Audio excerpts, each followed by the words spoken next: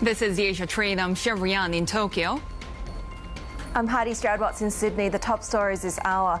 Asian stocks are set to follow Wall Street higher as President Trump says buy ahead of the US-China trade talks. Treasury yields surge as traders trim bets on interest rate cuts. Trump unveils a framework tariff deal with the UK, but details are scarce, and his Commerce Secretary tells Bloomberg agreements with Asian economies will take much longer. And Macquarie Group's full-year profit meets estimates, but Australia's banks are bracing for trade headwinds as investors worry about diminished dividends.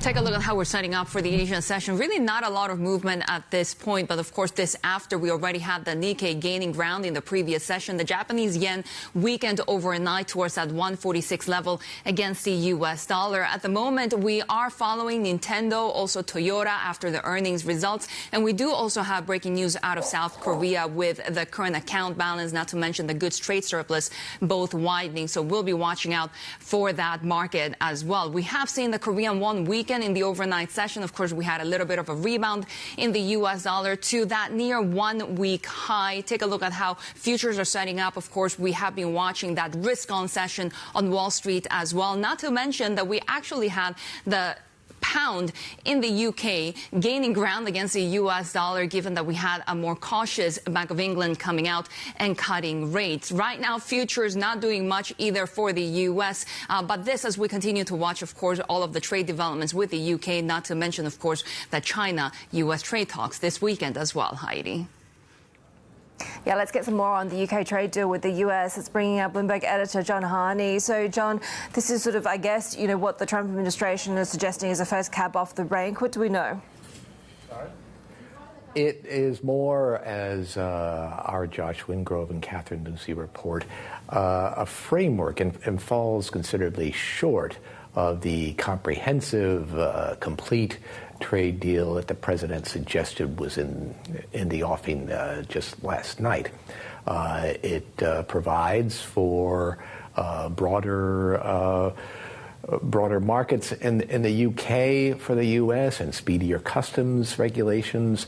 The British will get some relief, apparently, in tariffs and on tariffs, particularly with automobiles and aluminum.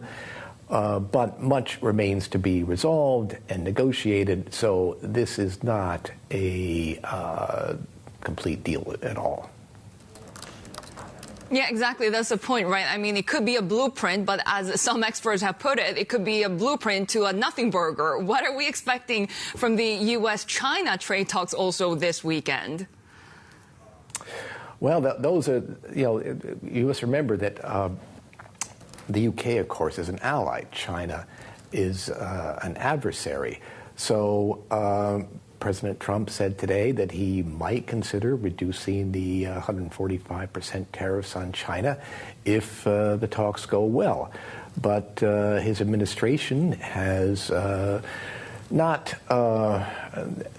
diminished expectations, but sort of said this is more about de-escalation, it's about talking, and not necessarily to expect a major breakthrough, but we will see in Switzerland this weekend how things go.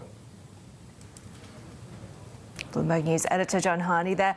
Let's bring in for some analysis Claire Reade, senior counsel at law firm Arnold & Porter. She previously served as the assistant US trade representative for China affairs. Claire, really great to have you with us.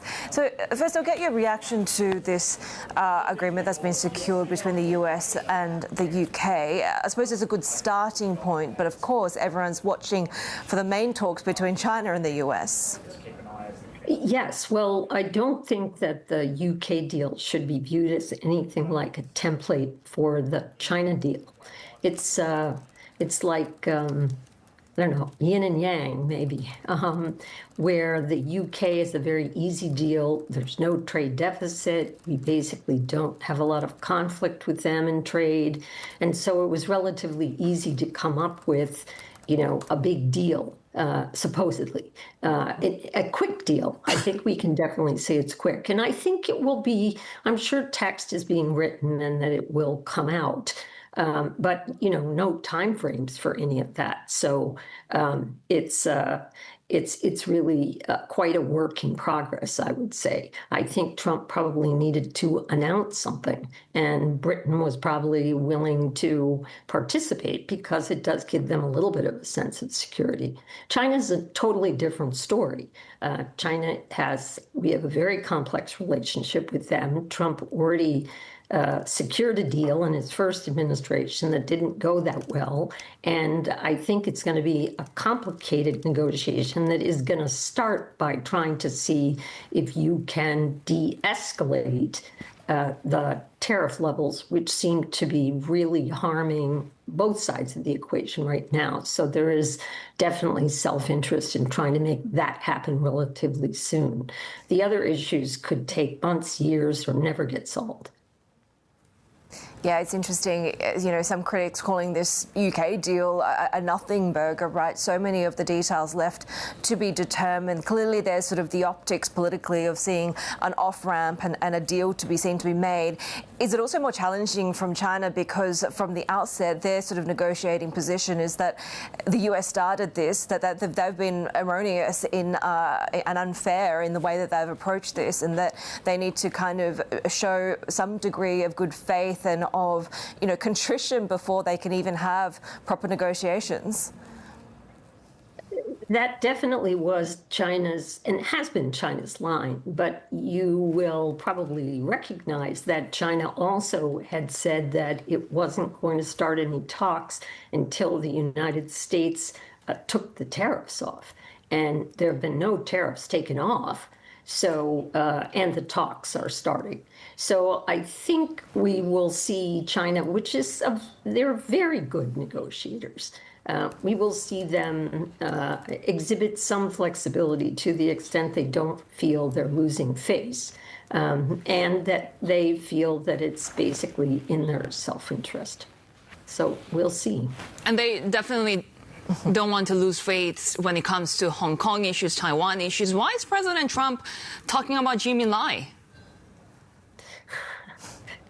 You never know why President Trump is talking about anyone.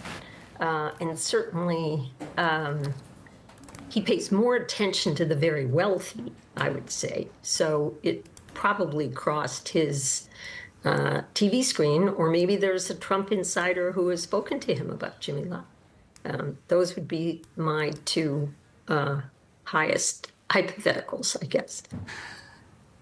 But the point is that this will not help, right? I mean, you're conflating political issues with economic issues. We do know that right now the pushback against China is geopolitical. But at the same time, if you put issues like this on the table, what does President Trump hope to achieve in these negotiations with Beijing that he can take back to the American public and say that it's a win? Trump has demonstrated from his first term that he is not someone who's concerned about human rights or various humanitarian issues in the China relationship. He's very good at declaring wins, regardless of what the underlying facts are. So I don't have any doubt that he will declare a win. The question is really going to be what can both sides give. What seems to be the easiest thing to give on both sides is to reduce tariffs on most of the goods down to something other than an embargo level. But after that, I think there's a huge gap between the two sides. China can also show good faith by demonstrating what it's been doing to help on fentanyl, and that would be a positive. But I think Trump is fundamentally a businessman, and if he sees a deal that he thinks he can sell back in the United States, that's the deal he'll take. But it will be focused on the commercial side largely. I don't think this is a transformed Trump who is now going to be worrying about Hong Kong democracy or Xinjiang forced labor. Claire, what do you think is the level of internal pain that Beijing is willing to accept, given that we know there's a certain level of sort of galvanising national sentiment domestically, and they've also been, on this big outreach program to other partners, allies and perhaps even foes alike, to try and garner these new relationships? Do you think there is a certain level where they'll still hold back, even if they don't obviously want these tariffs in place? China is going to be looking at this from a long-term perspective. And I think at this point, from quite a, I would say, pessimistic perspective on what they can expect from the relationship from the United States, there will be no more, G2, a special relationship between the two largest economic forces in the world. I think it's going to be a very pragmatic, very realistic effort to get things to a point where they're as good as they can be. But China is not going to change any of its fundamental economic structure or any of its priorities. It's not going to change the dominance of its state-owned enterprises. And if there's going to be anything done to reduce the excess flow of Chinese goods at very low prices into the global trading system that is causing the industries in the trading partners countries to collapse, if anything going to be done about that, I think that's going to have to be in the form of export restraints or some mechanical barrier to the exports going out from China. There will be no structural changes that China will accept. Claire Reade, always great to get your insights. Senior counselor at Arnold and Porter. And we've also heard from the U.S. Commerce Secretary Howard Lutnick saying that tariff deals with Japan and Korea will take what he calls an enormous amount of time. He also spoke to us about the newly announced trade framework with the UK and what it means for negotiations with other nations. With the UK, again, we had a balanced budget. It was really about our exports. We are not focused in sort of this, singling out China, any of that stuff. That's just not the president's goal. The president's goal is to drive the American economy. Hopefully, the meetings this weekend will de-escalate things and put things back on the right track with China and the U.S. on trade. But our objective with all these countries is whatever rate we set for China should be for the countries that trade with China and send it into us. That should be about the same for those two. That makes some sense. And otherwise, let's grow our exports and let's grow our tariff revenues. Let's grow our exports and let's take this trade deficit down. Remember, if you have a $1.2 trillion trade deficit and you cut it to $900 billion, you only cut it 25%, you grow our GDP 1%. Imagine the guy sitting in the building behind me grows our economy 1%, and then you bring in all these building, right? The trillions and trillions of investment. That's probably going to bring 2 points of GDP. No one ever thinks about the fact that the U.S. our economy grows similar to everybody else. And you know why? Because we export 4 points a year of GDP growth to the rest of the world. When Donald Trump brings that home, you're going to see our economy grow like fire. And that's what he's talking about, and that's what he talked about today. Well, Mr. Secretary, in your last answer, you referred to a few other trading partners, the European Union, Vietnam. You also called out, is that where we should look to see the next deal emerge, or are we likely to see other partners like Japan and India first? Well, I think we would like to do one in Asia so we can show that kind of arrangement. We want to do one in Latin America. We're trying to show people a framework of how to do business so that we can roll much more quickly, right? So once you do one trade in Latin America, you do one in the Caribbean, you can then say, look, here's a template. Why don't you all think about it and see, does that work for you? And if you want to modify it, modify it. But then what will happen is we'll do one and then we'll do 10, and then we'll do one and then we'll do 15. Right? And we want to do big, but obviously when you talk about Japan, I mean, come on, you've got to spend an enormous amount of time with Japan, Korea. These are not going to be fast deals. Now, India's been leaning in really hard, right? I love doing a deal with India. That's certainly a possibility, but this is a lot of work. These are a lot of lines. US Commerce Secretary Howard Lutnick there speaking with Bloomberg's Kaylee Lyons. Coming up on the Age of Trade, we'll be discussing the AI landscape amid trade turmoil with the CEO of Japanese startup Sakana. Bank of Singapore joining us for the market implications too of these US-China trade talks. We'll get more insight when it comes to Chinese President Xi Jinping's visit to Moscow and how that affects those negotiations. But first, the details of Putin and Xi's bilateral meetings in Moscow as Russia and China seek to upend the US-led world order. That's next. This is Bloomberg.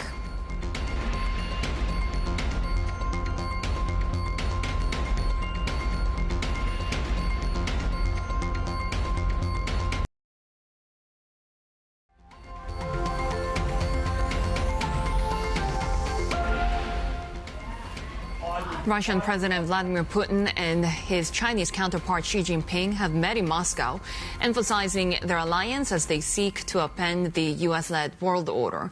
Let's bring in our China correspondent, Mingmin Lo. Mingmin, is this still what they've called a no-limits friendship? And this was ahead of Russia's invasion of Ukraine. Well, both leaders didn't use that term this time, but President Putin did say that their friendship is, quote, unbreakable, and both leaders still addressing each other as dear friends, but they seem keen to highlight that their friendship is not directed at any third party. President Putin said both countries have their own autonomous foreign policy making, but both are united in wanting to see this multipolar world order. While President Xi said that both countries will collaborate in eliminating external forces, external interference in each of their own internal affairs, also citing how NATO's eastward expansion, as well as US and its allies trying to get Asian countries to implement the Indo-Pacific strategy, how these factors had been destabilizing in the region. And in the joint statement, both countries are calling out against this dual containment strategy of China and Russia and the smearing of China-Russian friendship. So there are a long list of things that both countries agree on. They also called out the export controls taken by unnamed other countries that are, trying to contain the rest of the world, and in a very symbolic and visual way of to show their friendship, Chinese troops are now going to be the largest foreign contingent that will participate in the May 9 parade later today. And again, this is just the second overseas trip that President Xi has taken this year after his Southeast Asian tour earlier in the year. And President Putin is returning the favor with a visit to Beijing this September to attend the Shanghai Cooperation Organization Summit in Tianjin. Trump has said that he would ask China for help in getting Russia and Ukraine over the line when it comes to making progress on that peace deal. How much leverage does Beijing have? Yeah, well, clearly China and Russia's friendship is still as strong as ever. And given that Trump appears to be more open to a solution that is more amenable to Russia, he has previously proposed a ceasefire that will freeze the conflict along the current lines, leaving most of the territories taken by Russia in Moscow's hand. Perhaps this is a card that China holds, but again, there is a long list of other issues. Of course, the tariffs, there is TikTok, there is fentanyl, there's also Jimmy Lai, which Trump has said he will raise in the trade talks as well. That's a democracy activist in Hong Kong. That's something that's likely to provoke Beijing, given Beijing has repeatedly said that that is an internal affairs of China. But again, how high of a priority is it for President Trump, given, securing the release of Jimmy Lai probably doesn't bring a lot of tangible benefits to most Americans, but the list of things on the table is long, and President Trump appearing to project confidence. He said that there is likely going to be tangible progress in this weekend's talks. He also projected that China is going to be willing to make concessions and U.S. will lower some tariffs in return. Bloomberg's China correspondent Mingmin Lo. We'll continue that conversation, Shery, when it comes to Beijing's no-limits relationship with Moscow, with Columbia University joining us later on the program. Yeah, let's get to the other stories that we're following. India and Pakistan say they've shot down drones and missiles over densely populated areas in the second day of military hostilities. Pakistan's army says it took out several Indian drones over cities, including Lahore, Rawalpindi, and outside Karachi. India says it neutralized Pakistani drones and missile attacks on Wednesday and Thursday, targeting military sites. No casualties were reported by either side.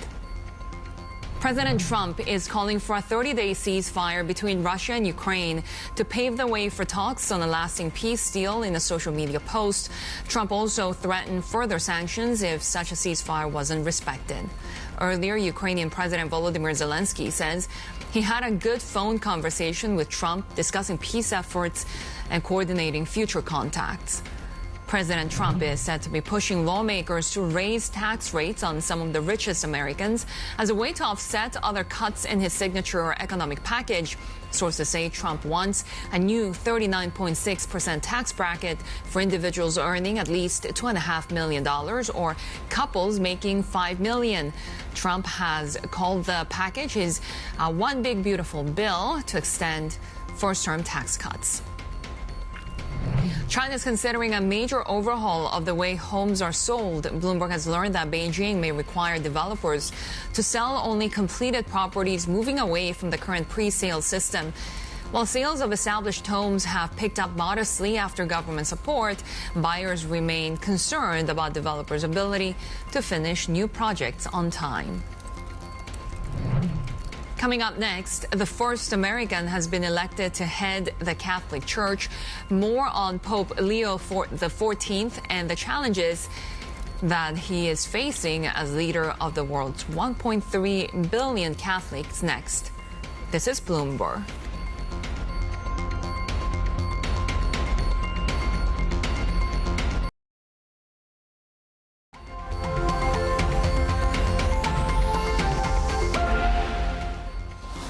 And it wasn't really very long, Shery, that we had to wait in terms of that conclave and waiting for that white smoke. We do have a new pope. This is Pope Leo XIV. That's the name that he has chosen for his pontificate. Of course, this is Cardinal Robert Francis Prevost elected as the pontiff. This is the first American pope, but I should also mention this is, I feel like Latin America might also, or South America might also be claiming him as his own, given that he spent some 4 decades in Peru. What's really quite interesting is that while he's being seen as kind of a possible moderate bridge between the sort of more progressive and conservative sides of a divided church, he has a reputation for being a listener and a pragmatist. He's apparently one of the choices that was chosen by the late Pope Francis. But really interesting is some of the criticism that he's levelled at the Trump administration. He's reposted a number of things on his social media account under X, sharing criticisms of the administration, saying that J.D. Vance is wrong, calling the vice president's interpretation of Christian doctrine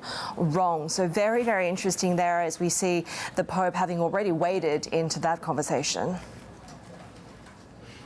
Yeah, I mean, we're going to find out what sort of pope he will be, right? Will he follow in the footsteps of Pope Francis, who was really known for his compassion, his humility? Of course, he was famous for shunning those palatial apartments that popes are given. We'll be watching whether his pragmatism as well of Pope Leo XIV, with his experience really in governance as well, does bring some change within the Catholic Church. But when it comes to the betting markets, really people were not expecting him to actually take the helm, because when it comes to the crypto betting market, the probability that traders priced in was only about 1.2%. We have more ahead on the Asia Trade. This is Bloomberg.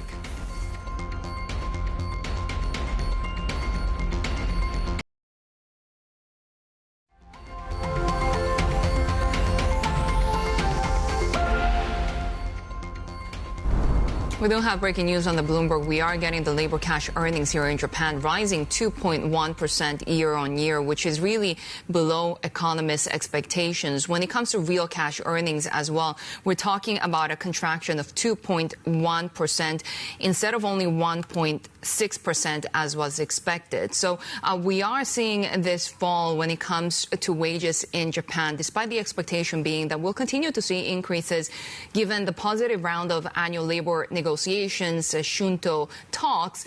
We still have, of course, the persistent price pressures here in Japan, which have really put pressure on real wages, which are now declining for 3rd straight month.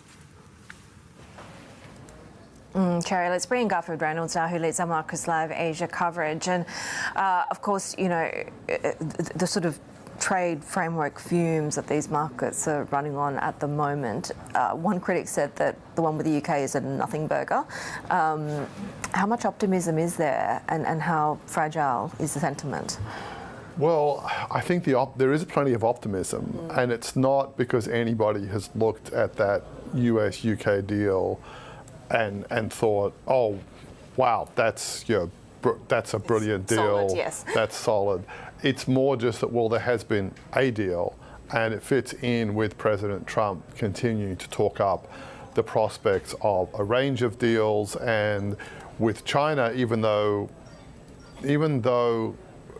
Treasury Secretary Bessent and to some extent Trump himself have made it clear that there's not going to be any sort of a deal coming over the weekend. President Trump did signal that if there's substantial progress, then he could consider reducing some of the tariffs or maybe suspending them. That's what markets are looking for. They're looking for continued signs that the Trump administration is going to lower tariffs. In many ways, what's gone on over the last few weeks has, at least publicly, been as though the Trump administration was negotiating internally with itself about acting to reduce or further suspend tariffs. They've already gone from tariffs are going to stay high against China until they start doing what we want to, well, this is not sustainable, and if we make progress in talks, then we can look for a de-escalation and for a lowering of tariffs. So the signs are there that despite some of the rhetoric, there is an appreciation within the administration that these tariffs do hurt business as things stand now and can go on hurting them. So it is therefore not hugely surprising that they're seeking an exit ramp. So that's what markets are very much focused on the contours of the exit ramp and how rapidly we could move towards it, rather than the nitty-gritty of how long these deals might take. The US-UK accord overnight had one side saying there'll be zero tariffs on steel and aluminum, the other side saying they're negotiating a fresh framework on it, and both sides agreeing that there are plenty of other things that need to be mapped out.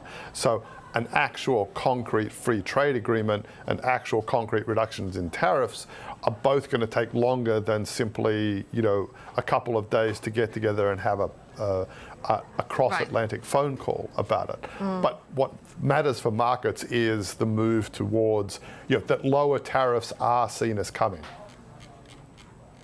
Which is why we had a fall in treasuries, we had that traders paring back bets of interest rate cuts, right? We've had so far the narrative of, okay, the dollar continues to weaken, we are seeing these moves away from U.S. assets, but seeing what the Fed needs to do at this point if this continues, and we're seeing other central banks going in the opposite direction, like the Bank of England, what are the implications for the greenback, for U.S. debt?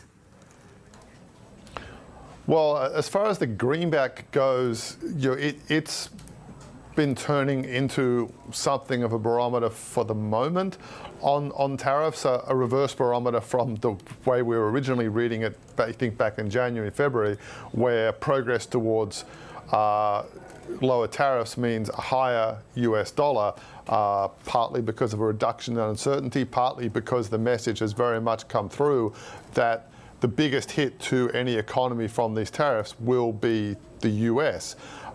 So I think we can expect the dollar to continue to move in that fashion, at least and unless we get a sudden shift in this recent trend for the US administration to be looking for an exit ramp. If we get a result over the weekend that shows the exit ramp is a long way away, or if we get if next week brings no fresh deals and in fact signs that those deals are going to take a long time, or if there is a bust up about the US-UK negotiations going forward, you could readily revert back to just a straight US dollar weakens because the trade war is here to stay situation. For yields, it's a bit more straightforward to see them climb in the coming days, because both sides of those could be nasty for treasuries. We also have another factor that is going to come more and more into focus, which is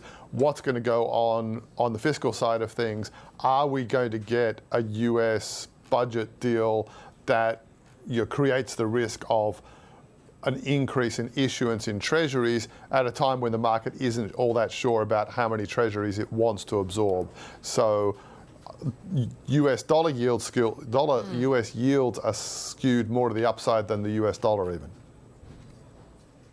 Garfield Reynolds there with his views on what we can expect in the broader markets. Today, we'll be watching the semiconductor space as well, because overnight we had the Philadelphia Semiconductor Index gaining ground again, with these semiconductor stocks rising. Bloomberg, of course, has reported that the Trump administration plans to refashion these Biden-era AI chip curbs, this as part of a broader effort to revise semiconductor trade restrictions. So we have seen the likes of NVIDIA rallying along with the Magnificent Seven shares. So tech stocks in focus today in the Asian session. Let's actually discuss the development of Japan's AI landscape. Our next guest runs the startup Sakana AI, which sets out to train low-cost generative AI models using small data sets. With us now is CEO David Ha. He joins us now from the Sushi Tech Conference in Tokyo, where he's one of the speakers. David, always great to have you with us. We've been talking extensively about what these tariffs, the trade tensions, the ongoing negotiations around the world with the Trump administration mean for different sectors.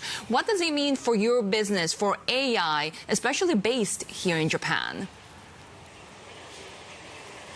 Oh, great to chat with both of you again, Shery and Haidi. So I'm at the Tokyo Sushi Tech event right now. We're working with the Tokyo government and along with 600 other startups to really try to develop a vibrant startup ecosystem here.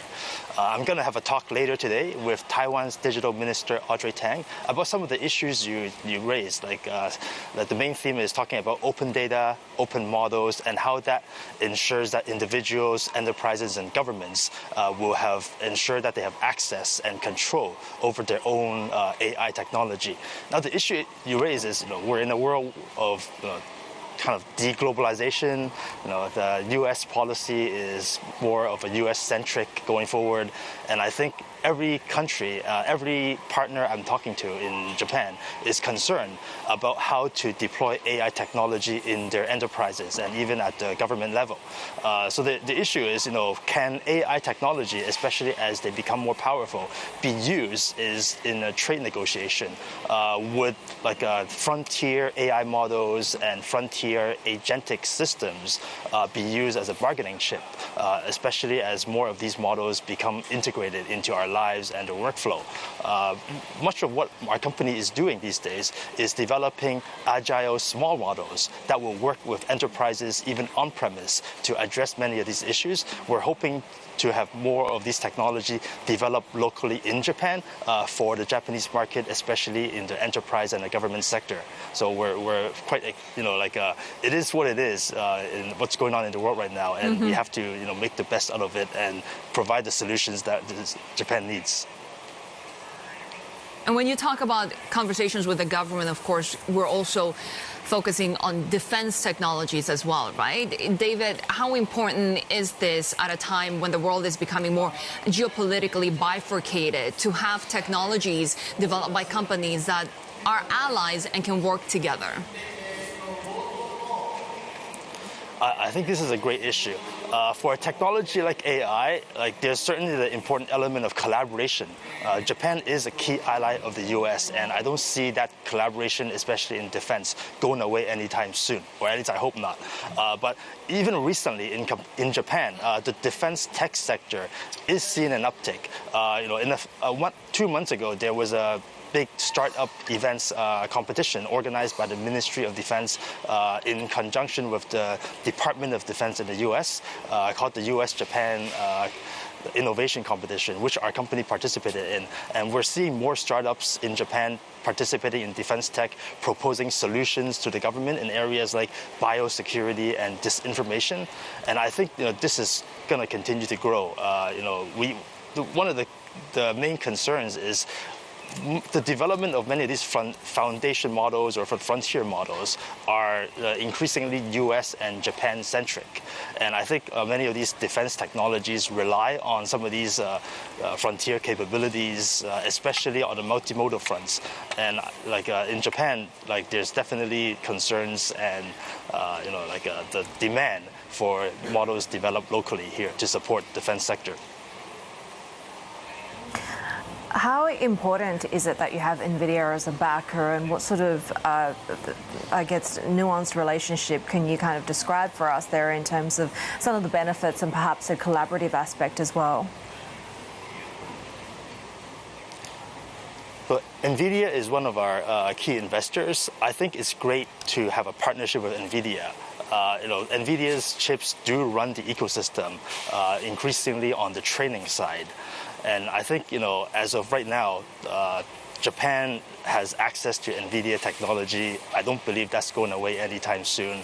And we're happy to continue to work with NVIDIA on developing models on their platform.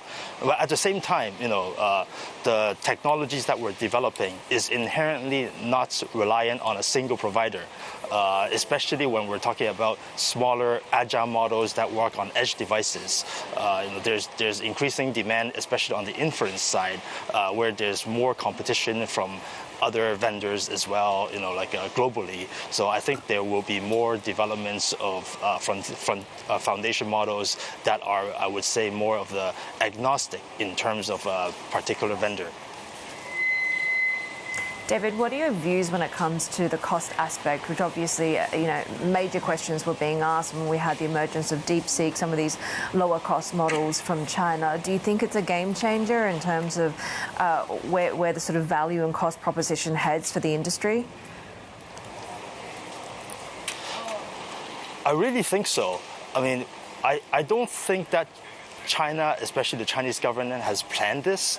Naturally, it made sense for companies in Asia to actually work on these open models, such as DeepSeek, QN, and several other foundation models that are out in the open for everyone to use.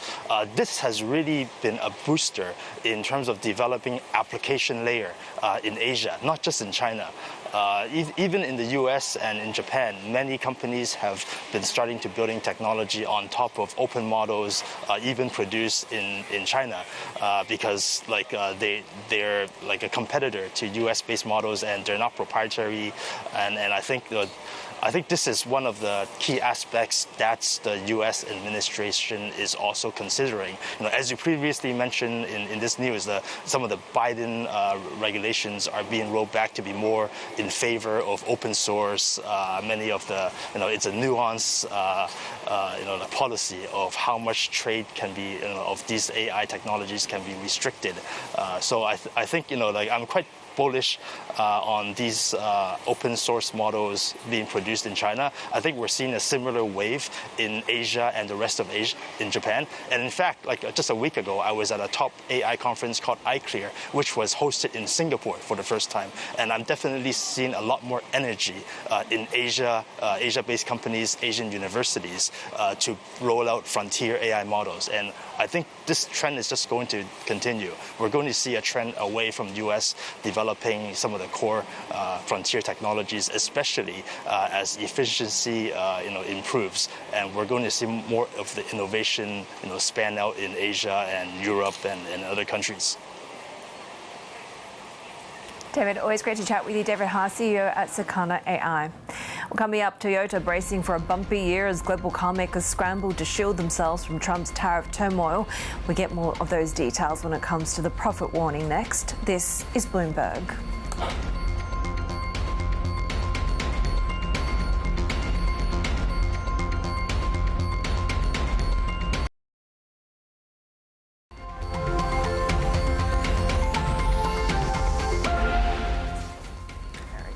Toyota says President Trump's tariffs will result in a $1.3 billion hit to operating income across the months of April and May. That's set to weigh on its full-year results, with its outlook for operating income of $26 billion, falling far short of analyst expectations for $32 billion.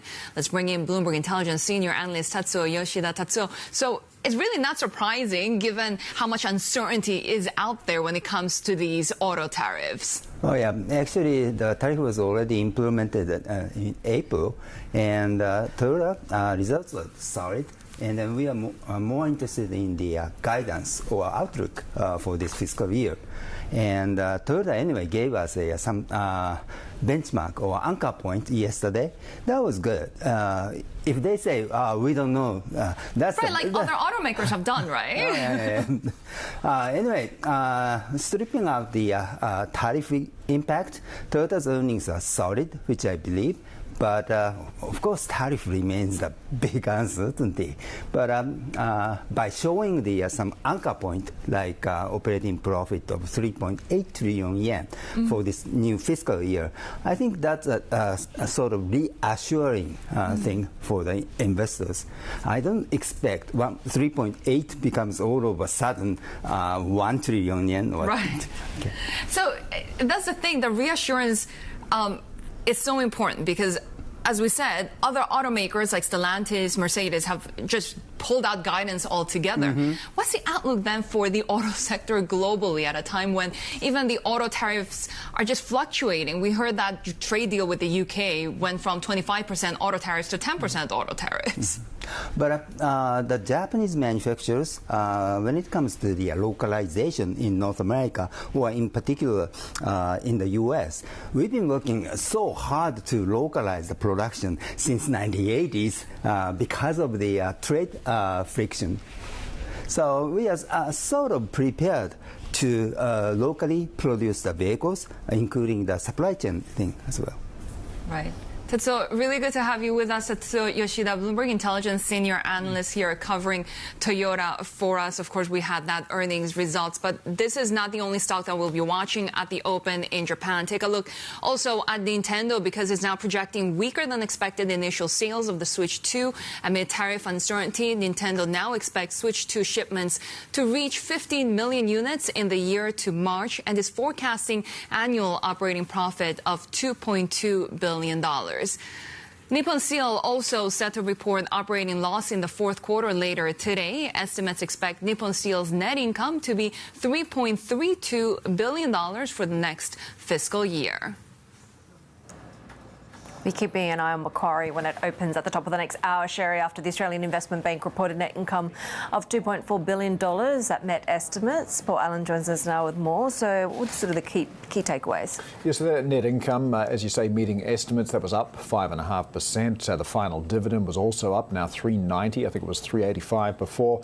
Return on equity, that was up as well to 11.2%. But when you start breaking things down by division for Macquarie, you really get a sense of just how mixed this picture was. Commodities and Global Markets division, which is a big one, the contribution to profit was down 12% on year. No surprises, really. We've seen some pretty depressed commodity prices, and Macquarie said that that's led to some decreased client hedging. On the other side, we had growth in asset management, profit contribution there, rising 33% for Macquarie. Banking and financial services also improved. But it's really in the outlook that things get interesting as well. Macquarie's maintaining a very cautious stance and has given no specific guidance for the coming year. We've seen a bit of a struggle when it comes to some of these banking stocks. The numbers this week have been broadly okay. Does this suggest that the forecast is looking a little bit more challenging? Yes, very much about the what's next. And of course, in 10 days, we do have a decision coming from the Reserve Bank of Australia, and the consensus is that, yes, this is a live one. We're probably going to get a 25 basis point cut. Certainly, inflation's back within the target range. There's room to ease if the RBA wants to, and if they do move this week, it's unlikely to be the last reduction that we see. So all this means pressure for net interest margins for the big banks. Bloomberg Intelligence sees return on equity slipping for both Westpac, National Australia Bank as well. Business banking margins were very weak for those two, and it seems like that's likely to continue.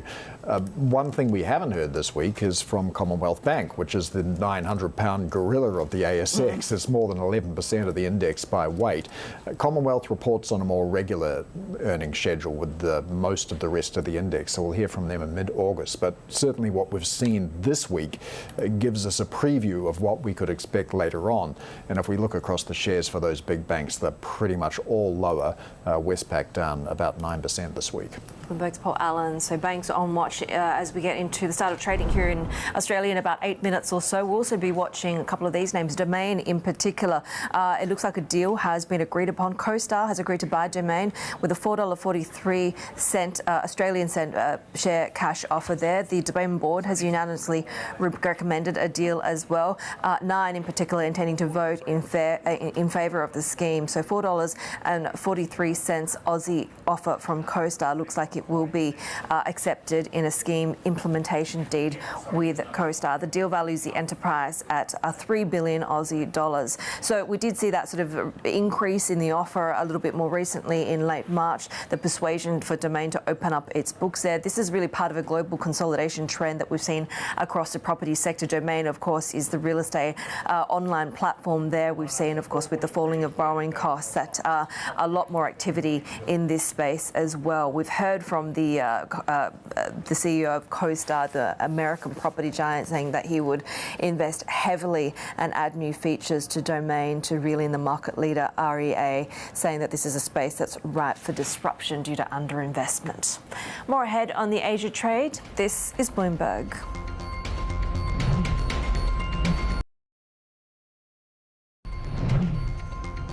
This is the Asia trade, the latest from the corporate front. OCBC's first quarter profit exceeded expectations, driven by strong wealth fees, trading and insurance income. Net income was 5% lower at $1.45 billion. The bank also maintained this year's outlook, expecting loan growth in the mid-single digits, as well as a 60% total dividend payout ratio. Bloomberg has learned that Apple's Silicon Design Group is working on new chips for future devices. Sources say mass production is planned by 2027. Apple is also said to be developing new Mac chips, AI server chips, and other products. This is Bloomberg.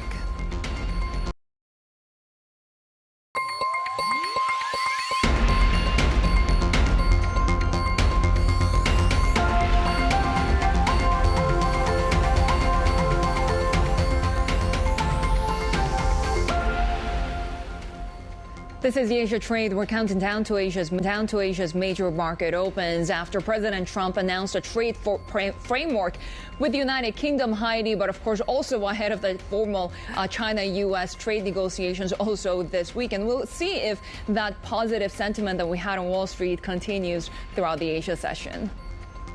Framework is really the word that we're using here, right? In fact, a lot of critics saying it's so scant on details, one of them calling it a nothing burger, but clearly the Trump administration and the president feeling like they needed to get one win secured ahead of course, going into these more critical talks between China and the US. They are going to be, one gets the feeling, a whole lot more challenging.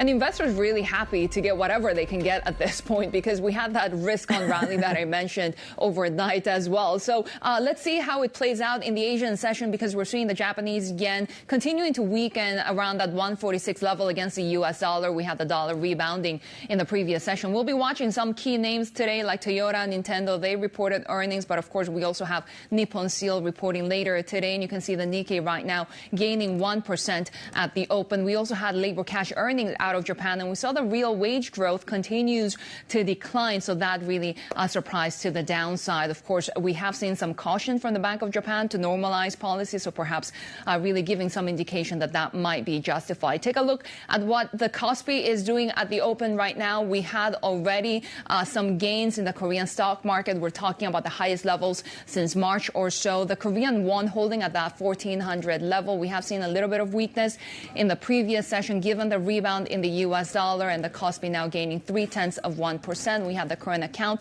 surplus, a goods trade surplus, all widening for the month of March in data earlier today, Haidi.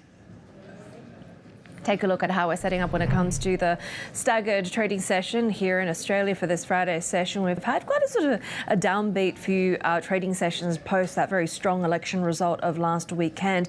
This week has really been dominated by the big financials and the bank earnings there. We have Macquarie, the profit there topping estimates despite the slip when it comes to the markets business. So watching Macquarie, watching some of the other banks as well, given that we have seen quite significant downside concerns about the guidance going forward. Not much happening when it comes to the ASX 200 at the moment as we give time for that market to really come online. The Aussie dollar, after a bit of strength, we're clearly seeing the sort of other side of the US dollar trade, right? A bit of weakness there for the Aussie after the greenback rose the most in just about over a month. Also watching treasuries as well as Australian bonds really following suit, following those treasuries lower. Futures for the US holding pretty steady at the moment. And we're also watching oil as well, with crude prices at the moment seeing a little bit of upside as the sort of optimism coming through from the UK deal and now going into the US-China negotiations are really playing out across commodities as well, Shery. Haidi, let's bring in Eli Li, Chief Investment Strategist at Bank of Singapore. Eli, great to have you with us. I mean, we have seen the optimism and the hope coming from investors right now as we continue to see that risk on gains in the Asian session as well. How much are you banking on these negotiations? Right. So I think, the earlier comment that this was pretty much a nothing burger was interesting. I think beyond the pomp and ceremony, there was really very little in the way of substance. And I think there are two important things that's happening here, Shery. Number one, the fact that UK, one of US most favored partners, eventually still got a 10% rate, tells us that this is probably the lowest we can expect for most of the rest of the trade negotiations.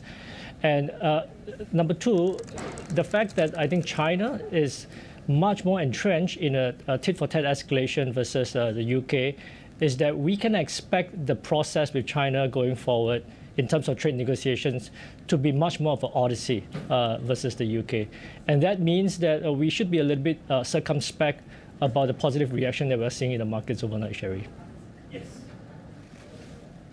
But when it comes to the markets, it's really looking ahead, right? And we have seen investors trying to grasp at anything that potentially could mean more gains. So relatively speaking, would this be a time to buy or would this be a time to sell?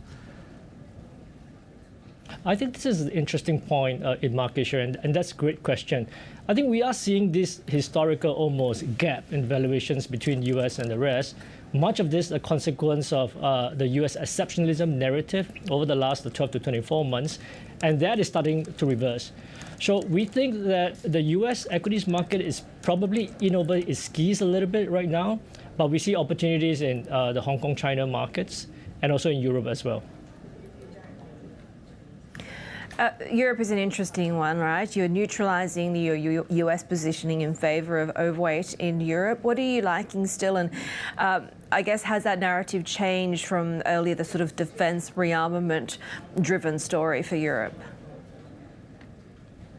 All right. So we think that, the implications of what's happening in Europe, that fiscal easing that we're going to see, still, rate cuts in terms of monetary easing, really will have a pretty wide-ranging effects. So outside of defense, I think infrastructure is going to be a very big theme that we are looking into as well there. And within Europe, we continue to think that the energy transition, increased energy efficiency narrative continues to be quite strong. And there are some interesting names and opportunities there as well, Shery. Eli, what is the risk or opportunity that you're seeing from some of the currency volatility, particularly the recent surge in Asian currency strength that we've had? Right. So I think that's very telling of what international investors are thinking of, Asia's positioning, especially China's positioning in this tariff war versus the U.S. A lot of this is the function of the weakness of the U.S. dollar. I think, at the twin deficits, I think investors are going to demand a much weaker U.S. dollar, much higher U.S. yields. to continue financing the twin deficits in the U.S. And that means a weaker U.S. dollar, stronger Asian currencies. And primarily, we think that China is going to be a big stakeholder in how Asian currencies perform. And the fact that they've continued to push towards having a relative CNH stability over the last month or so tells us that we will likely see a steady uptrend in Asian currencies ahead.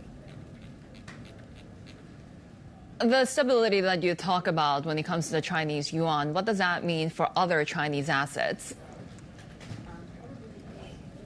Right. So we think that there are three tailwinds for Chinese assets going forward. I think number one, the fact is that the Chinese economy is much more strongly positioned for a trade war with the U.S. versus Trump's first term. I think U.S. exports is now less than 3% of the Chinese GDP. Second, there is still a lot of dry powder in terms of policy easing from China to come that's installed and will come.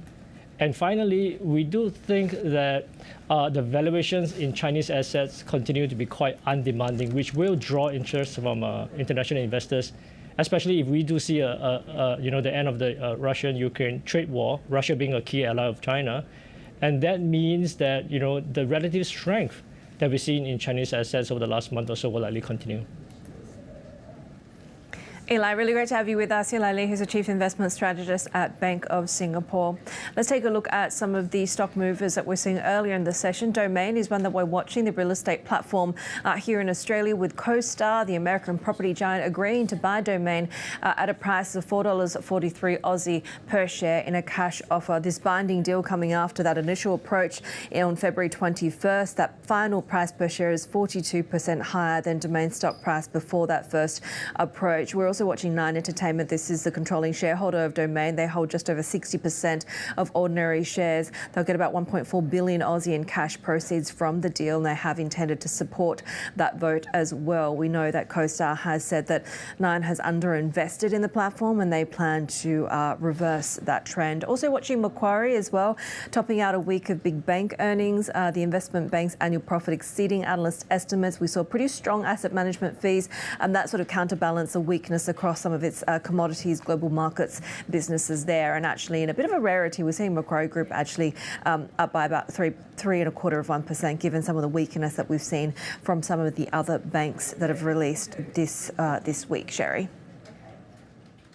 And of course, we're in the thick of earnings season here in Japan as well. Take a look at Toyota, because it now expects a 180 billion yen hit to operating income in 2 months, given President Trump's tariffs. That will weigh on its full-year result, but overall, we are seeing broad upside in Japanese equity markets. Not to mention that Toyota actually came out with an outlook for operating income of 3.8 trillion yen for the year ending in March 2026, which really you can see the difference with other automakers like Stellantis or Mercedes that have pulled their earnings forecasts altogether. Nintendo also up, although they projected weaker than expected initial sales of the Switch 2, given, again, these U.S. tariffs. More ahead on the Asia trade. This is Bloomberg.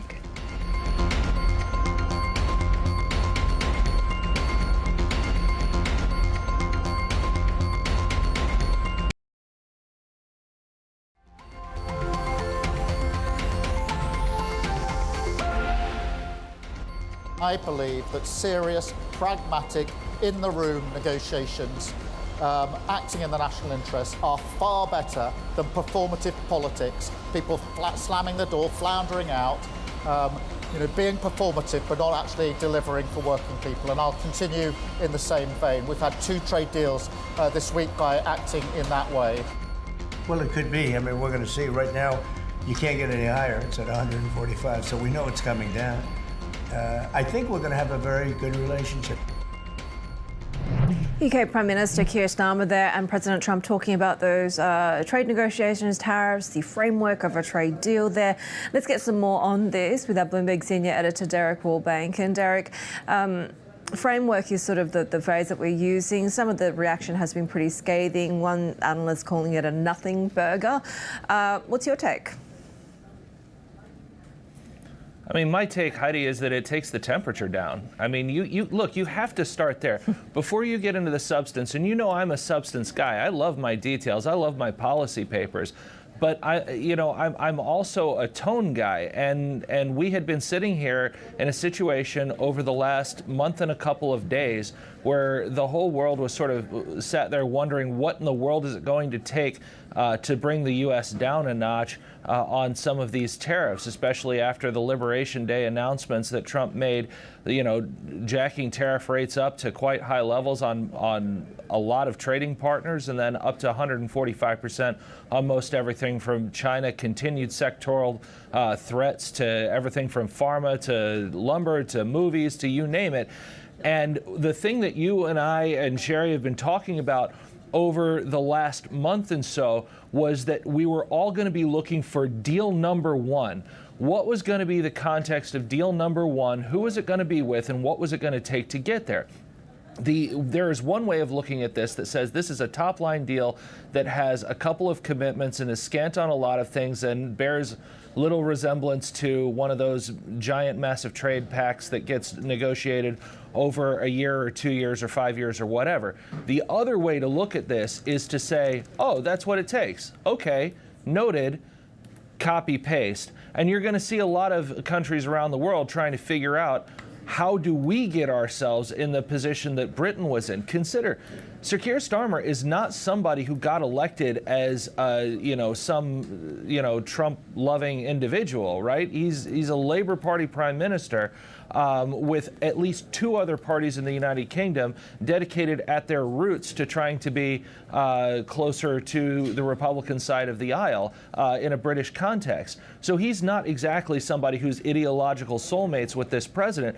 He figure out a way to go through, figure out a way to take down the temperature, and that's going to be something that I think every government around the world is going to copy. So in those contexts, I would say this is a highly consequential moment. And yet, as you mentioned, it really didn't include a lot of the details, right? Especially some of those things that American businesses were looking for, like the change in the digital services tax that hit many U.S. tech firms already. They didn't get any change when it comes to street food regulations, when it comes to U.S. agriculture, really wanting a piece of the pie as well. So what's next for this relationship? Well, Shery, I think, look, Trump has signaled he wants to have a very warm relationship with the United Kingdom. I think that if you look at this from a purely British context, this is a country that's been searching for any sort of dividend after Brexit. A lot of the British attention is focused across the Atlantic, but a lot of the British economy is focused across the English Channel and across the Irish Sea, right? And so you have a lot of businesses that have made decisions with the words Paris and Amsterdam and Dublin in their mind that now are sitting there looking at a situation where the UK has better trade terms with America than the European Union does, and certainly better path and prospects there.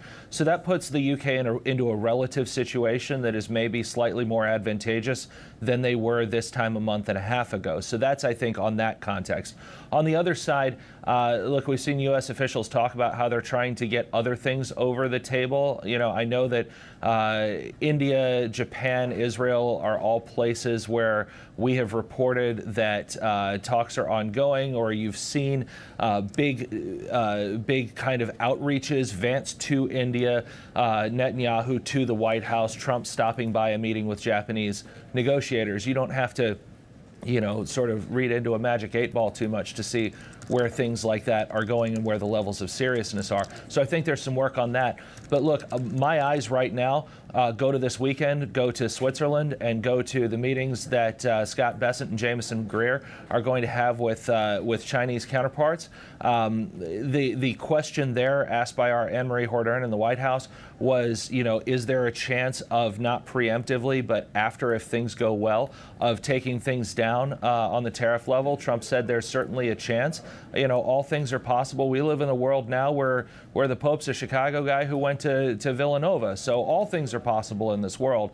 And let's see what happens as a result of that. Bessent said that this was about de-escalation, not a massive trade deal. De-escalation is certainly a possibility. Let's see where we are this time on Monday. Bloomberg senior editor Derek Wallbank there.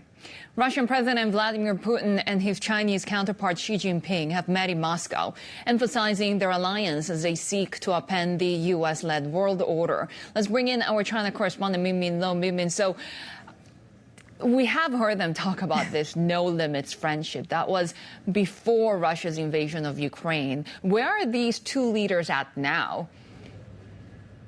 Yes, President Putin said that their friendship is, quote, unbreakable. Both leaders still calling each other dear friends. And they have a long list of common interests that are really bringing them together. If you look at the joint statement and you take a look at the quote that we'll put out here, both sides are calling out the eastward extension of NATO, as well as the U.S.'s Indo-Pacific strategy that is destabilizing the region in the Asia-Pacific. Both sides also calling out the use of export controls to contain other countries, and also calling out how other countries are smearing this tight China-Russia relations, and emphasizing that their ties are not targeted at any third party, that both countries have their own independent, autonomous foreign policy making. It's just that they are brought together by a common vision to build this multipolar world order. But tone aside, there is some substance to this trip as well. There are a few deals that they have signed, investment pacts. For example, you look at trade between the two countries, $245 billion last year, which the leader said is a new high but not a new ceiling. And Russia also saying they're going to create more favorable conditions for Chinese companies, and in particular, they're welcoming Chinese car makers to build factories in Russia. This comes after Russia also hiked import charges on Chinese car makers, leading to a decline in Chinese car exports to Russia. They also made some progress when it comes to a gas pipeline deal, which Russia has been pushing China to sign, but China was initially a little bit reluctant, given that they want to diversify the supply, and they're also not in an urgent need to increase fuel supply. But looks like some progress there, as both leaders urging the speeding up of that project as well. So going to be progress when it comes to this request from President Trump, right? That he was saying that he'd asked Beijing to get some help in getting Russia and Ukraine to make more progress on the peace deal. I guess this perspective of how much leverage does this give China, but also how much leverage does China have when it comes to having that influence over Putin?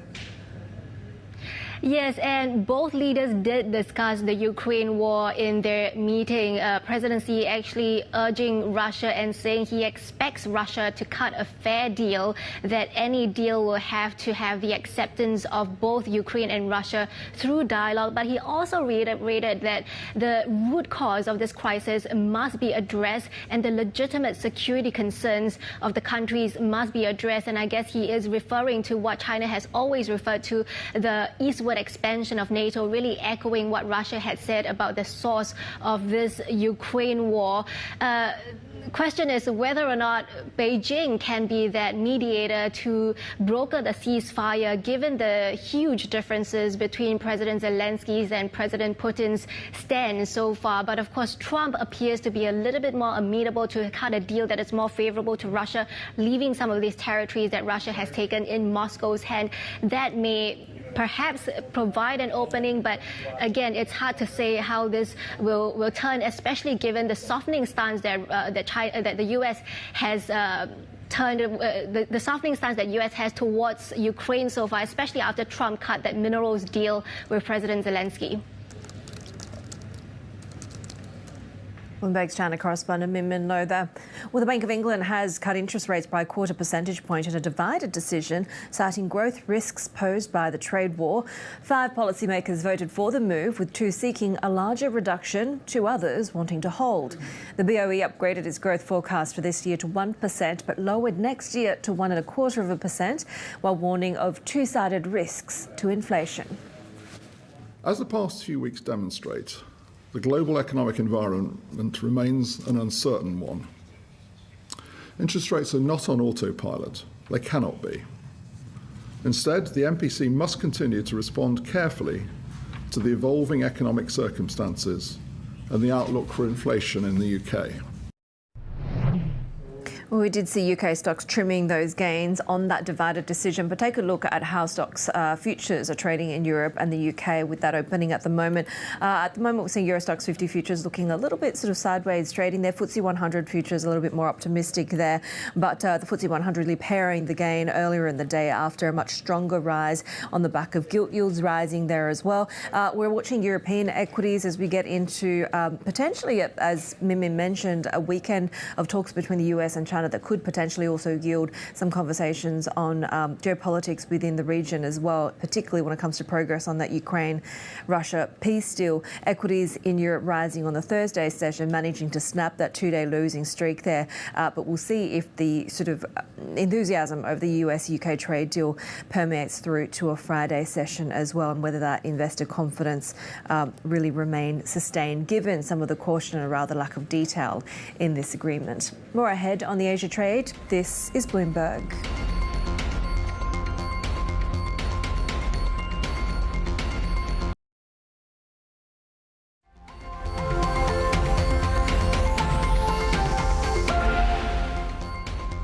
Some of the other corporate stories we're following today, and OCBC's first quarter profit exceeded expectations, driven by strong wealth fees, trading and insurance income. Net income was 5% lower at $1.45 billion. The bank also maintained this year's outlook, expecting loan growth in the mid-single digits as well as a 60% total dividend payout ratio. Bloomberg has learned that Apple's Silicon Design Group is working on new chips for future devices. Sources say the company has made progress when it comes to a chip for smart glasses, with mass production planned by 2027. Apple is also said to be developing new Mac chips, AI server chips and other semiconductors for camera-equipped AirPods and watches. Shery. Heidi, take a look at how U.S. futures are trading at the moment. A little bit of downside after stocks and bonds rose in. Stocks rose and then bonds fell in the overnight session. We had a risk-on mood over on Wall Street because, of course, we had that trade framework with the UK, but also President Trump talking about those promised tax cuts that he's going to get through. He actually told the public, go out and buy stock. At the moment, we're seeing a little bit of pressure, but of course, the broader Asian markets are still gaining ground. This is Bloomberg.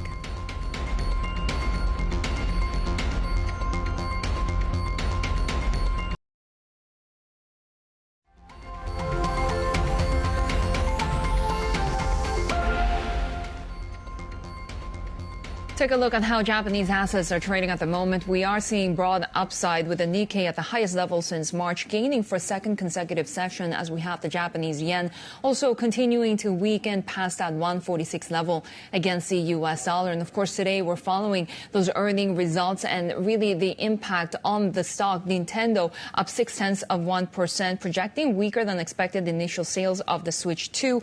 But also we are watching Toyota, which came out expecting a 180 billion yen hit to operating income in 2 months.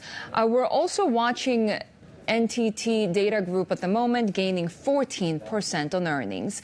For more on Toyota's results and the outlook, let's bring in our automotive reporter, Danny Lee. Danny, given, of course, all of the uncertainty over President Trump's tariffs, it's actually not a bad thing that they actually came out with earnings guidance.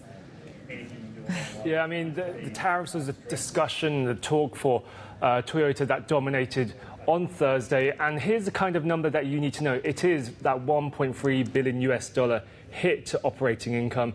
As you said, 180 billion yen. And that's just for 2 months worth of kind of guidance or forecasting. And so that's the hit that Toyota faces. And when you translate that into the full-year operating result, that will mean that Toyota expects to generate around 3.8 trillion yen in operating income over this fiscal year overall. And that's well short of that 4.7 trillion that the market had been expecting. So that is quite a hit. And that is not the full picture that we have seen or assessed yet, as the tariffs remains quite a fluid picture. We also had warnings from Mitsubishi Motors as well. They say they're going to take a 40 billion yen hit as well, and also missing out on the guidance as well, falling short on estimates. But this is just a growing impact that automakers around the world are facing. We've seen the likes of Mercedes-Benz and Stellantis pull their guidance altogether. We've seen warnings from the likes of General Motors, a warning of a $5 billion hit. So the impact is very widespread, and with this uncertainty around trade and what countries will be able to negotiate with the US, there is still that lingering question of how quickly these countries can make trade deals, and particularly on key industries like automotives. And really, in addition to the fallout, there's a number of other themes at play here, right? Watching how the EV business is doing, and also sort of still assessing the impact of Akio Toyota's attempted buyout of Toyota Industries as well. Yeah, there is a lot at stake here for Toyota, and just as it navigates through the tariffs situation. So with the tariffs on the one hand and this potential buyout and changing of kind of ownership structures as such. So there is a lot that Toyota has to grapple with over the coming months and into the year ahead. And so very much the focus for management right now, the day-to-day, is clearly going to be on tariffs, and particularly as they look to try and mitigate the impact on that bottom line ultimately. And the management Toyota is saying that they look to maybe localize production and put more control in the US where it can. So it kind of remains to be seen what the full impact will be in the months and years to come. Bloomberg's automotive reporter Danny Lee there. Nintendo is another company that we're following today here in Japan, projecting weaker than expected initial sales of the Switch 2, with shipments expected to reach 15 million units in the year to March. That's bringing in Japan stock reporter Alice French. And Alice, of course, there was a lot of expectation coming into Nintendo's earnings, but what happened here? Yeah, so I think this has kind of split the market, really. I mean, like you say, the stakes were very high. We've seen the stock really rallying so far this year, and people are really expecting the Switch 2 to reinvigorate earnings as the original Switch sales have, of course, been faltering. I think, that 15 million figure, it will have been a disappointment for many. I think a lot were expecting something closer to maybe 18 or 20 million. Some people saying perhaps this is just Nintendo being deliberately cautious, being deliberately conservative to avoid disappointment later. We know that there's already very strong consumer demand for this console, and so the possibility that Nintendo could beat their own forecast does seem quite high. At the same time, as is the case with all global companies, tariffs are a big risk, and that there is a risk that it could lead Nintendo to have to push up the price of that Switch 2, and so there are worries that potentially they're kind of factoring that into that forecast, and that maybe those sales could take a hit from higher prices. What are we seeing in terms of mitigation of some of these broader macro risks and trade risks? Yeah, so look, the main risk for Nintendo is the fact that they make around 60% of Switches in China and around a third in Vietnam. And obviously those are two countries that have very high potential US tariffs on them. Nintendo did say yesterday that they're going to try and make most of the consoles for the US in Vietnam as opposed to China. Obviously Vietnam having a lower risk than China, but still not zero. They said yesterday and they've said before that there may be potential price adjustments going forward. So they're trying to kind of prepare consumers and prepare the market for those possibilities. But I think at the moment they're just hoping that sort of the consumer hype and excitement and the 8 years worth of anticipation that's built up to this is going to carry the demand for the Switch 2 through despite these tariff worries. So what's the next big test for Nintendo? Right, so we know that the Switch 2 is going to be going on sale on June the 5th. So that's less than a month away. The countdown is really on. Of course, we won't see immediately sort of how the demand is played out. I mean, everyone is expecting that it will sell out at least for the initial stage. But that will sort of be the next test. We'll probably get the first sort of stats on those sales around July time. So market watchers, investors will really be looking at those numbers. Of course, also there's software for Nintendo, right, that people are going to want to be seeing more strong games coming out, Switch 2 specific software that can kind of drive that demand further longer term. And so that June 5th date will be a key one for Nintendo and throughout the rest of the year, really, to see how those sales play out. Right, Bloomberg's Alice French here with the latest on Nintendo. We do have breaking news at the moment. We are seeing Makino Milling plunging in Asian trading. Nidec has withdrawn their tender offer of 257 billion yen, $1.8 billion in that unsolicited tender offer for the machine tool maker. They sort of bowed to strong resistance from Makino Milling. Makino had previously threatened to block the takeover by granting stock acquisition rights to existing shareholders. And you can see right now Makino dropping more than 18%. Nidec really not doing much at the moment, but those are two stocks that we'll be watching in the session today. This is Bloomberg.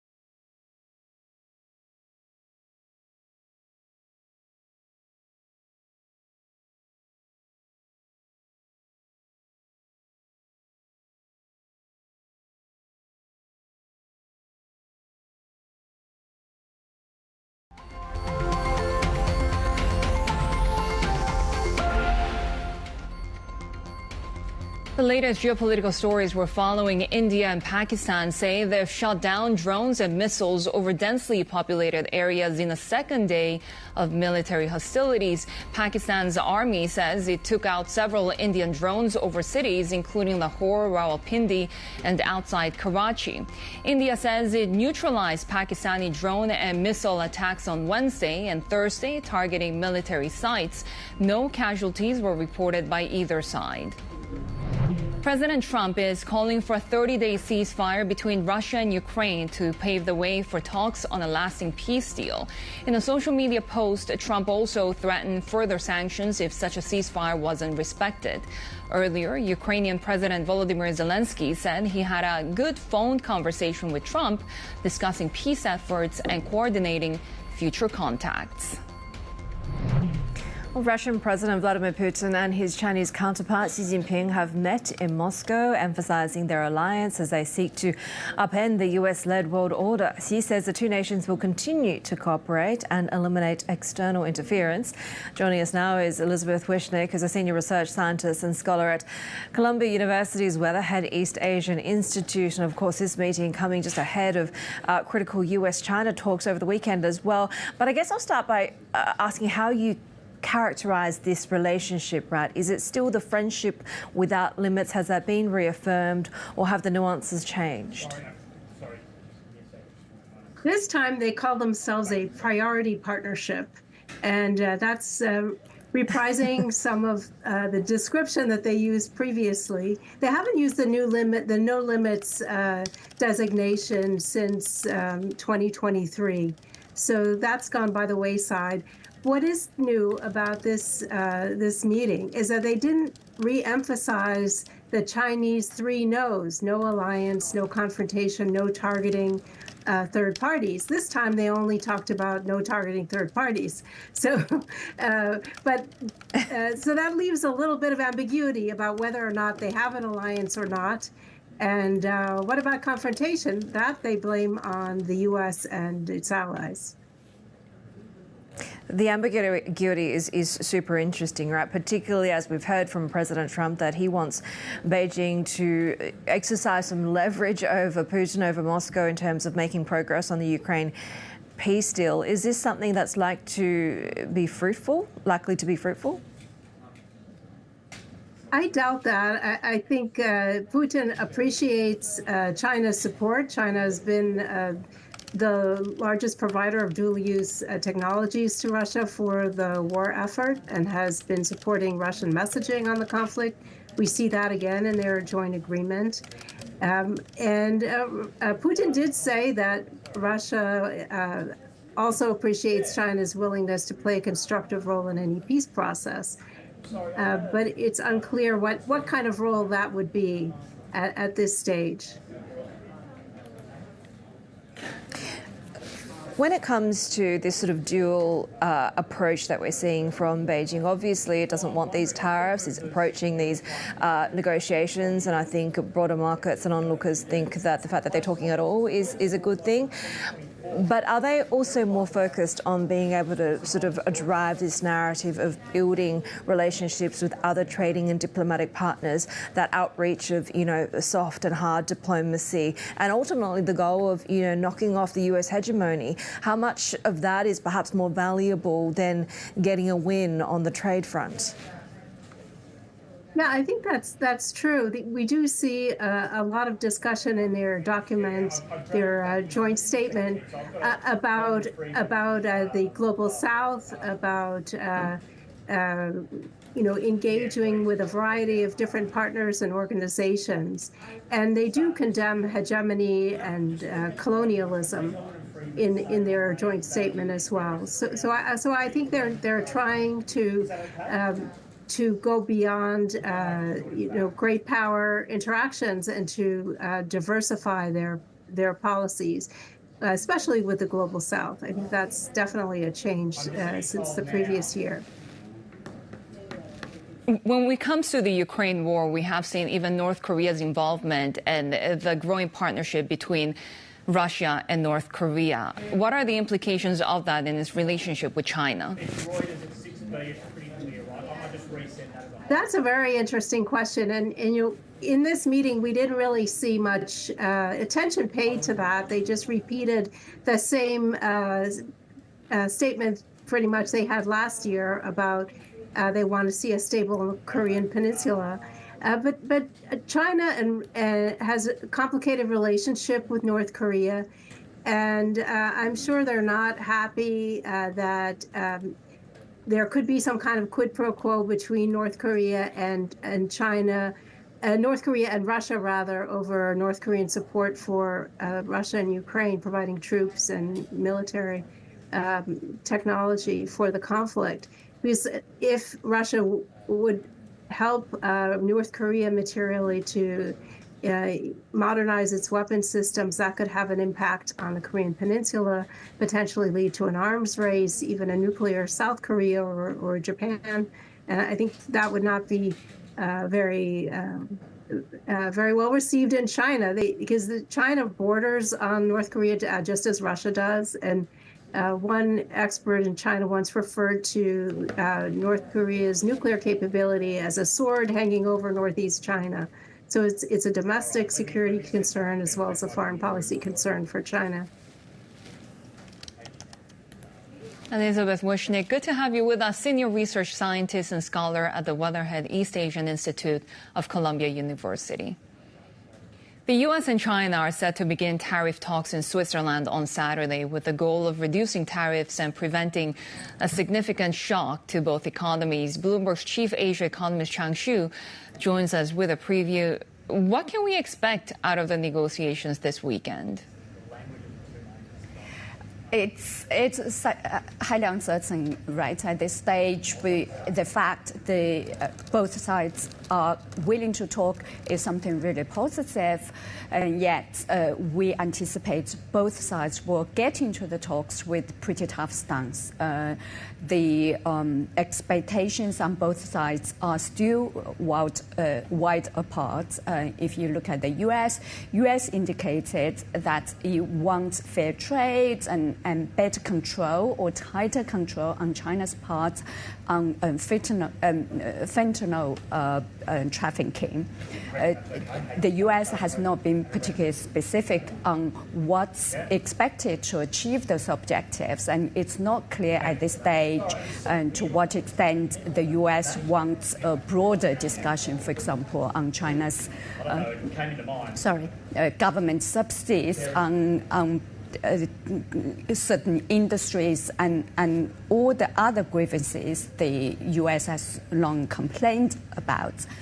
In terms of the China stance, China is very clear what it wants to get out of this talk. China wants lower tariffs, and particularly tariffs levels that are not particularly higher than other countries are facing in the U.S. China is willing to get there, to offer to buy more U.S. goods and relax the bans on exports of critical minerals. But China, despite all that, China is likely to hold a very tough stance. There's always suspicion on China's side. The U.S. intention is to contain China's rise, and China has also seen that the U.S. trade deals with other countries don't stick. So you could get into the talks with the expectation perhaps it's only a temporary deal to smooth short-term pains. And for that, China maybe is not as keen as the U.S. in reach this short-term deal. So it's very likely to sort of hold its tough stance. I think that's the most interesting point for me, because this is not a straightforward sort of tariff negotiation, right? This is also a case of China viewing the US and vice versa as their greatest strategic economic security competitor of this time. So how much pain do you think Beijing would be willing to endure for its domestic economy to be able to kind of hold that red line, if you will? I mean, indeed, this is a very, very tough situation in China now. China is already seeing the pain. We saw later in late April, China's exports to the U.S. is already collapsing, and that has already spread to the broader economy. But my sense is that the fact that China started the retaliatory measures shows that China is already prepared for long-term standoff with the U.S. So I guess the answer to your question is China is prepared to really endure a lot of pain for this very tough stance going forward with the U.S. A Bloomberg chief Asia economist Chang Shu there. Well, Chinese apparel brand Urban Revivo says it's committed to its global expansion plans in the US and European markets despite the hit to margins from those Trump tariffs. The founder and CEO Leo Li told us exclusively how they're weathering the trade storm. Tariffs do have some impact on us, but we haven't raised retail prices as there's still a lot of room for us to bear the tariff burden compared to other local brands. We will revisit this decision based on future policy changes. Our supply chain so far is 100% in China. In the future, we may build supply chains in Turkey and Morocco, but we will adjust the plan based on the change of tariff policies. You have a pretty aggressive expansion plans. You're planning to open 25 new stores overseas this year and planning to hit 100 stores next year. Has the current tariff war changed your plans or made you reconsider your focus maybe away from US to other emerging markets? Our goal is to open 200 overseas stores in the next 5 years. While we may adjust this plan for the first 3 years based on the global market changes, but we will adhere to our original blueprint. We want to use American and European markets to establish our global brand and make an impact on global markets. Are you basing your U.S. expansion plans on the assumption that tariffs are going to come down? And what are your expectations as U.S. and China head into trade talks this weekend? I think U.S. tariff policies will impact our pace of opening new stores in the country. But our long-term plan for the U.S. market remains unchanged, as we believe it's a very big and important market. We are committed to succeeding there from a 30-year to 50-year perspective. I'm not an expert on tariffs, but I think the impact won't be too severe. The tariffs are likely to be reduced. It's a matter of how much. I'm optimistic about future changes in tariff policies. Let's talk about your domestic market. You have about 400 stores in China. What is your sales forecast for this year, given the broadly weak consumption sentiment? When do you see consumers coming back in full force? Chinese consumers are now more prudent. They are increasingly price sensitive. Over the past 2 years, we have made several innovations, including adjustments to our products, brand positioning, and pricing. We've reported that you were planning an IPO and planning to raise about $100 million. Is that still in the pipeline, and what is your timeline for that? This is still in progress, but there isn't a specific timeline yet. We believe this is definitely a direction we will pursue. IPO is a very important milestone in our company's development. We will make decisions based on the company's situation and the market environment. It will most likely be in Hong Kong. Open Revivo CEO Leo Li there, speaking exclusively with our China correspondent Min Lo. We have more ahead on the Asia trade. This is Bloomberg.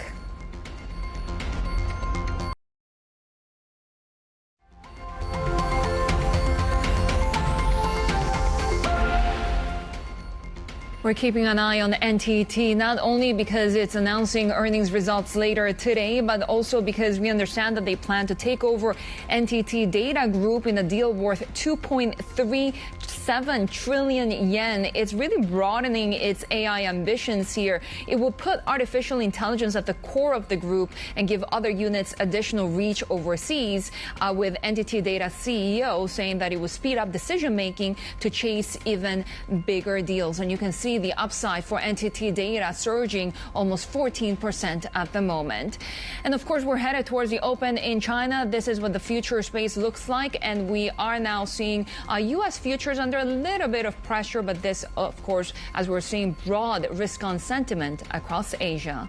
This is Bloomberg.